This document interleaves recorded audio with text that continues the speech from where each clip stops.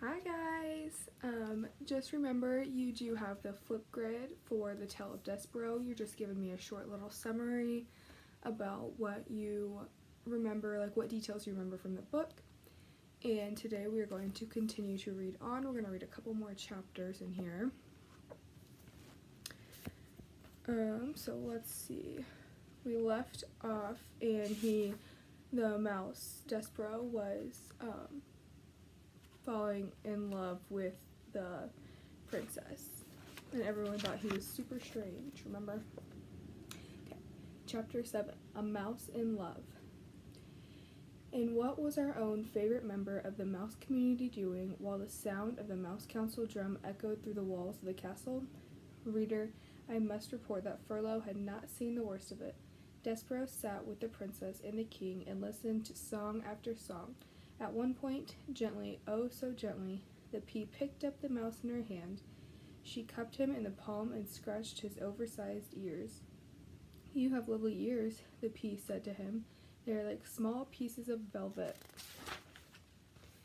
Despereaux thought that he might faint with the pleasure of someone referring to his ears as small and lovely. He laid his tail against the pea's wrist to steady himself and felt the princess's pulse, the pounding of her heart, and his own heart immediately took up the same rhythm of hers. Papa, the pea said when the music was over, I'm going to keep this mouse. We are going to be great friends. The king looked at Despereaux, cupped in his daughter's hands. He narrowed his eyes. A mouse, he muttered. A rodent. What? Said the pea. Put it down, the king commanded. No, said the pea, who was the person not at all used to being told what to do. I mean, why should I? Because I told you to. But why? Protested the pea. Because it's a mouse. I know. I'm the one who told you it was a mouse. I wasn't thinking, said the king. Thinking of what? Your mother, the queen. My mother, said the pea sadly. Mice are rodents, said the king. He adjusted his crown. They are related to rats. You know how we feel about rats. You know of our dark history with rats. The pea shuddered. But Papa, she said, he is not a rat. He's a mouse. There's a difference. Royalty, the king said, has many responsibilities, and with one of them is not becoming involved personally with even the distant relatives of one's enemies. Put him down, Pea. The princess put Despereaux down.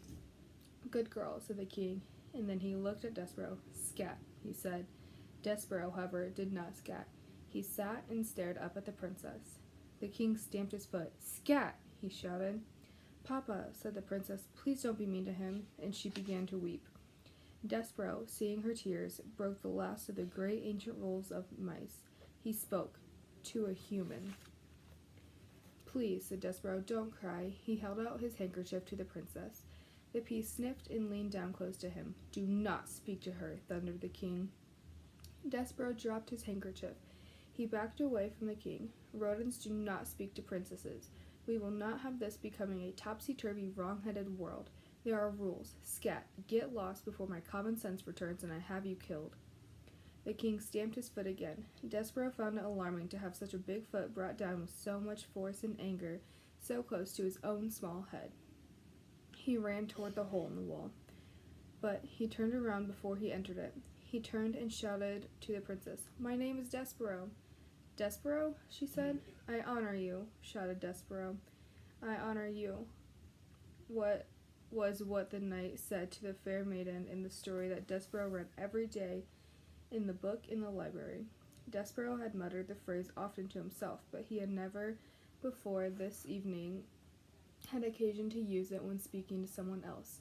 Get out of here, shouted the king, stamping his foot harder and then harder still, so it seemed as if the whole castle, the very world, were shaking. Rodents know nothing of honor. Despereaux ran into the hole, and from there he looked out at the princess. She had picked up his handkerchief and she was looking at him, right directly into his soul. Despereaux, she said. He saw his name on her lips. I honor you, whispered Despereaux. I honor you. He put his paw over his heart, and he bowed so low that his whiskers touched the floor.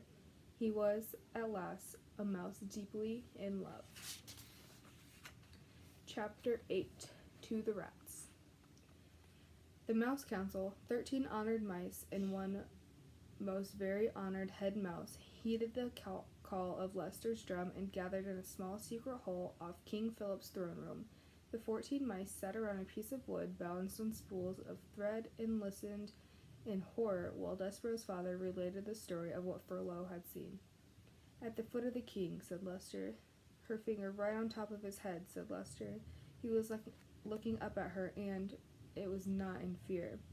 The Mouse Council members listened with their mouths open. They listened with their whiskers drooping and their ears flat against their heads. They listened in dismay and outraged fear.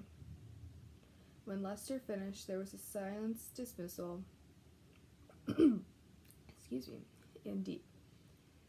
Something intoned the most very honored head mouse is wrong with your son. He is not well. This goes beyond his fevers, beyond his large ears, and his lack of growth. He is deeply disturbed. His behavior endangered us all. Humans cannot be trusted. We know this to be an indisputable fact. A mouse who consorts with humans, a mouse who would sit right at the foot of a man, a mouse who would allow a human to touch him." And here the entire Mouse Council indulged in a collective shiver of disgust. "Cannot be trusted. That is the way of the world, our world. Fellow mice, it is my most fervent hope that Despereaux has not spoken to these humans, but obviously we can assume nothing. And this is a time to act, not wonder." Leicester nodded his head in agreement, and the 12 other members of the Mouse Council nodded their heads too. "We have no choice," said the head mouse. "He must go to the dungeon." He pounded his fisted paw on the table. "He must go to the rats, immediately. Members of the council, I will now ask you to vote. Those in favor of Despereaux being sent to the dungeon, say aye." There was a chorus of sad ayes. Those opposed, say nay. Silence reigned in the room. The only noise came from Leicester. He was crying. And 13 mice, ashamed for Leicester, looked away. Reader, can you imagine your own father not voting against your being sent to the dungeon full of rats? Can you imagine him not saying one word in your defense? Despereaux's father wept, and the most very honored head mouse beat his paw against the table again and said, "Despereaux Tilling will appear before the mouse community. He will hear of his sins. He will not be given a chance to deny them. If he does not he will be given a chance to deny them. If he does not deny them, he will be allowed to renounce them so that he may go to the dungeon with a pure heart. Despereaux Tilling is hereby called to sit with the Mouse Council." At last, Leicester had the decency to weep at his act of perfidy. Reader, do you know what perfidy means? I have a feeling you do, based on the little scene that has just unfolded here, but you should look up the word in your dictionary, just to be sure. Chapter 9. The Right Question. The Mouse Council sent Furlough to collect Despereaux, and Furlough found his brother in the library, standing on top of the great open book, his tail wrapped tightly around his feet, his small body shivering. Despereaux was reading the story out loud to himself. He was reading from the beginning so that he could get to the end, where the reader was assured that the knight and the fair maiden lived happily ever after. Despereaux wanted to read those words, happily ever after. He needed to say them aloud. He needed some assurance that this feeling he had for the Princess P, this love, would come to a good end. And so he was reading the story as if it were a spell, and the words of it, spoken aloud, could make magic happen. "See here," said Furlough out loud to himself. He looked at his brother and then looked away. "This is just the kind of thing I'm talking about. This is exactly the kind of thing. What's he doing, for cripe's sake? He's not eating the paper, he's talking to the paper. It's wrong, wrong, wrong." "Hey," he said to Despereaux. Despereaux kept reading. "Hey," shouted Furlough. "Despereaux, the Mouse Council wants you." "Pardon?" said Despereaux. He looked up from the book. "The Mouse Council has called you to sit with them." "Me?" said Despereaux. "You." "I'm busy right now," said Despereaux, and he bent his head again to the open book. Furlough sighed. "Geez," he said. "Cripes. Nothing makes sense with this guy. Nothing. I was right to turn him in. He's sick." Furlough crawled up the chair leg and then hopped onto the book. He sat next to Despereaux. He tapped him on the head. Once, twice. Hey, he said, the Mouse Council isn't asking, they're telling, they're commanding. You have to come with me right now. Despereaux turned to Furlough. Do you know what love is? He said. Huh? Love. Furlough shook his head. You're asking the wrong question, he said. The question you should be asking is why the Mouse Council wants to see you.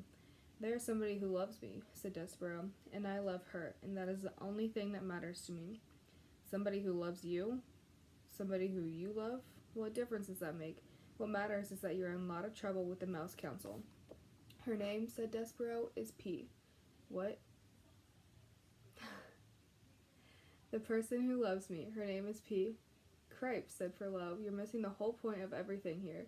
You're missing the point of being a mouse. You're missing the point of being called to sit with the Mouse Council. You've got to come with me. It's the law. You've been called.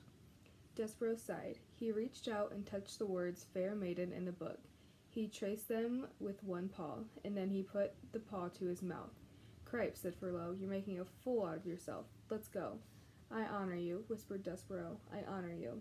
And then, reader, he followed Furlough over the book and down the chair leg across the library floor to the waiting Mouse Council. He allowed his brother to lead him to his fate. Okay, so that's where we're going to stop today. Probably a good idea since my power keeps flickering, huh? What your assignment is for this time, I just want you to create a Google Docs on Google Classroom, and then just send me a short summary, 2-3 sentences of what happened and what you think is going to happen, okay?